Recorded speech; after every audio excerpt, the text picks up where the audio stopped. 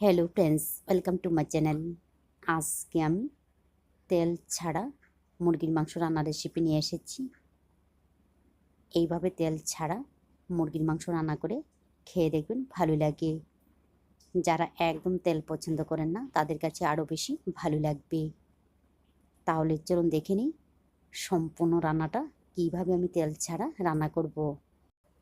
প্রথমে একটা কড়াইতে 1.5 গ্লাস জল ভালোভাবে গরম করে নেওয়ার পর এর মধ্যে দিয়ে দেব থেতু করে নেওয়া 20 থেকে 25 কোয়া রসুন, 1 চা চামচ আদা বাটা। এই রান্নার মধ্যে রসুনগুলিকে থেতু করে ব্যবহার করতে হবে। দিয়ে দিচ্ছি মিডিয়াম সাইজে 2টা পেঁয়াজ কুচি, 6-7টা কাঁচা লঙ্কা কুচি, দিয়ে দেব 400 গ্রাম মুরগির মাংস। মাংসগুলিকে ছোট ছোট টুকরো করে কেটে নিতে হবে। এরপর এর মধ্যে দিয়ে দিচ্ছি পরিমাণ মতো লবণ, দিয়ে দেব সামান্য একটু হলুদের গুঁড়া। এই রান্নার মধ্যে হলুদের গুঁড়া না দিয়েও কিন্তু রান্না করা যাবে, তবে সামান্য একটু ব্যবহার করলে কালারটা সুন্দর আসে। তবে জল ভালোভাবে গরম করে নেওয়ার পর উপকরণগুলি ব্যবহার করতে হবে। এইগুলিকে মিশিয়ে নেওয়ার পর মিডিয়াম টু লো ফ্লেমে ঢাকনা দিয়ে রান্না করব। তবে ঢাকনাটা সরিয়ে নিয়ে মাঝে মধ্যে নাড়াচাড়া করে নিতে হবে। তো দেখুন এর মধ্যে কিন্তু আমি তেল ব্যবহার করিনি, অনেকটাই কিন্তু এর থেকে তেল বের হয়েছে।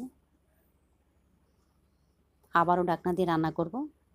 তবে এই সময়ের মধ্যে চুলা আঁচটা বাড়িয়ে দিয়ে রান্না করতে হবে, তাহলে জলটা আরেকটু শুকিয়ে যাবে। প্রায় 25 মিনিটের মতো ঢাকনা দিয়ে রান্না করে নেওয়ার পর দেখুন পেঁয়াজ রসুন ভালোভাবে সিদ্ধ হয়ে গেছে, মাংসগুলিও কিন্তু অনেকটাই সিদ্ধ হয়ে গেছে, জলটাও কিন্তু অনেকটাই শুকিয়ে গেছে। এবারে এর মধ্যে দিয়ে দেব সামান্য একটু গোলমরিচের গুঁড়া। গোলমরিচের গুঁড়ার পরিবর্তে 10-12টা আস্ত গোলমরিচ থেতু করেও কিন্তু ব্যবহার করতে পারেন। দিয়ে দেব ভাজা জিরা, শুকনো লঙ্কার গুঁড়া। এইখানে আমি 1 চা চামচ আস্ত জিরা, 2টা শুকনো লঙ্কা শুকনো খোলায় টেলে গুঁড়া করে নিয়েছি, এইগুলি দিয়ে দিলাম। দিয়ে দেব 6 থেকে 7 ফোঁটা লেবুর রস। লেবুর রসটা কিন্তু অবশ্যই ব্যবহার করতে হবে।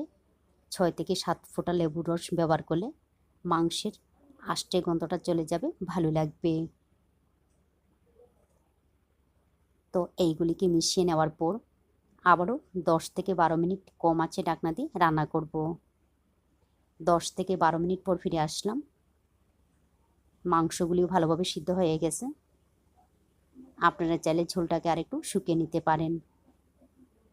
তারপর এর মধ্যে কিছুটা ধনিয়া পাতা দিয়ে হালকাভাবে মিশিয়ে নিলেই আমার রান্না সম্পূর্ণ রেডি। তো লবণটা একটু চেক করে নেবেন, যদি লাগে তাহলে এই সময়ের মধ্যে দিয়ে মিশিয়ে নিতে পারেন। এইভাবে তেল ছাড়া মুরগির মাংস রান্না করে গরম গরম ভাতের সঙ্গে খেয়ে দেখবেন ভালো লাগে। ভালো লাগলে অবশ্যই লাইক শেয়ার এবং সাবস্ক্রাইব করবেন। আপনারা ভালো থাকবেন, সুস্থ থাকবেন, আমার নিত্য নতুন ভিডিও দেখবেন।